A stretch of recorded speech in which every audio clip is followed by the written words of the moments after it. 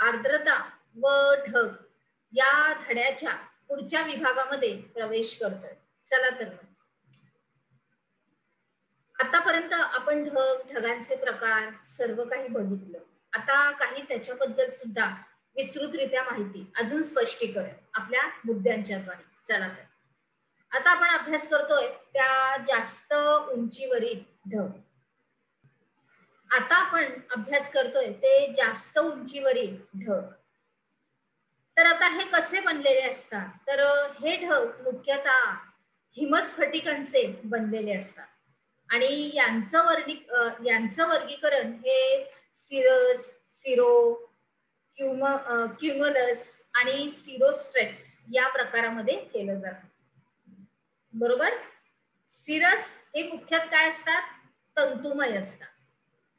Sero क्युम्युलस हे ढगांचं स्वरूप हे लहान लहान लाटांच्या समुदायांसारखं असतं. बरोबर. त्याच्यानंतर सिरोस्ट्रेट्स हे वळ्या पडलेल्या चादरीसारखं दिसतात. यांच्या भोवती बरेचदा तेजोमंडल असतं. म्हणजे आपण बघतो की काही काही ढग पिसासारखे असतात, काही असे पिंजलेले ढग असतात. त्याच्यानंतर काही असे बकऱ्याची केस असतात ना, आपल्या मेंढ्या, त्यांच्यावरती कसं लोकर असते तशा प्रकारचे ढग असतात. अशा विविध प्रकारचे असे आपले ढग आहेत. त्याच्यामधलेच आपण विस्तृतीकरण घेतोय.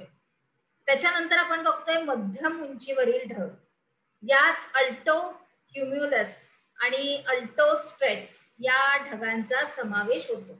अल्टो क्युम्युलस हे स्तरांच्या स्वरूपात असून त्यातील तरंगासारखी रचना असते. म्हणजे अशी अशी तरंग असतात ना तशी. त्याच्यानंतर बहुधा हे पांढऱ्या रंगाचे असून त्यामध्ये करड्या रंगाच्या ह्या छटा असतात. अल्ट्रोस्ट्रेट्स ढग हे कमी जाडीचे थर असतात त्याच्यामध्ये आणि यामधून आपल्याला सूर्यदर्शन होऊ शकतं. म्हणजे आरपार आपण बघू शकतो. मात्र सूर्यदर्शन हे दुधी काचेतून पाहिल्यासारखं वाटतं. जसं आपण ग्रहण बघतो ना, ती काच दुधी करतो, काळी करतो आणि मग ग्रहण बघतो त्यासारखं.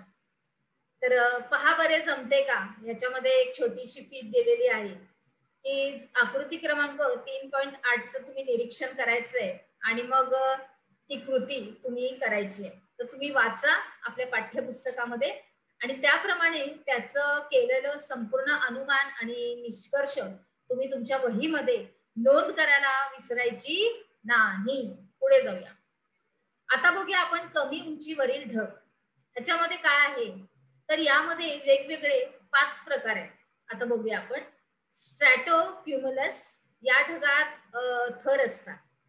असे थर असतात एकावर एक. त्याचा रंग पांढरा आणि धुरकट असा असतो. धुराचा कसा असतो तसा. आणि या ढगामध्ये अनेक गोलाकार पुंजके असतात. पुंजके मी बोलले ना आता तुम्हाला, मेंढ्याचे कसे असे पुंजके असतात, असे आपले मेंढ असं आपण काढलं तर त्याचे केस तसे पुंजके असतात. आणि स्ट्रेट्स ढगात देखील थर असतात आणि यांचा रंग राखाडी असतो आणि तळाकडील भाग हा एकसमान असतो. आणि निम्बोस्ट्रेट्स हे ढग जे असतात ते जाड जाड थराचे असतात आणि गडद राखाडी रंगाचे असून यापासून रिमझिम पाऊस तसेच हिमवर्षाव हा होऊ शकतो. आले लक्षात? पुढे जाऊया. आता क्युमुलस ढग ह्याच्यामध्ये काय आहे? आता पुढे जाऊया. क्युमुलस ढग, तर ह्याच्यामध्ये भूपृष्ठापासून 500 ते 6000 मीटर उंचीच्या दरम्यान उभा विस्तार असणारे हे ढग आहे. आता पुढे जाऊया. हवेच्या जोरदार ऊर्ध्वगामी प्रवाहांचा या ढगांच्या निर्मितीस हातभार लागतो. हे ढग अवाढव्य असतात आणि घुमटाकार असतात, मोठे मोठे करड्या रंगाचे असतात. आणि हे क्युमुलस ढग आल्हाददायक हवेचे निदर्शक असतात. काय असतात? आल्हाददायक हवेचे निदर्शक. त्याच्यानंतर या ढगांचा काही वेळेस, आता बघा, या ढगांचा काही वेळेस उभा विस्तार इतका वाढतो की त्यांचे क्युम्युलो निंबस ढगांमध्ये रूपांतर होतं आणि मग वृष्टी पाऊस होतो. बरोबर. पुढे जाऊया. आता आपण काय शिकलो ह्याच्यामध्ये संक्षिप्त रूपाने तुम्हाला स्पष्ट करायचं आहे. मध्यम उंचीवरील ढग, जास्त उंचीवरील ढग आणि कमी उंचीवरील ढग. चला आता आपण आपल्या पुढील विभागामध्ये प्रवेश करूया. चला तर मग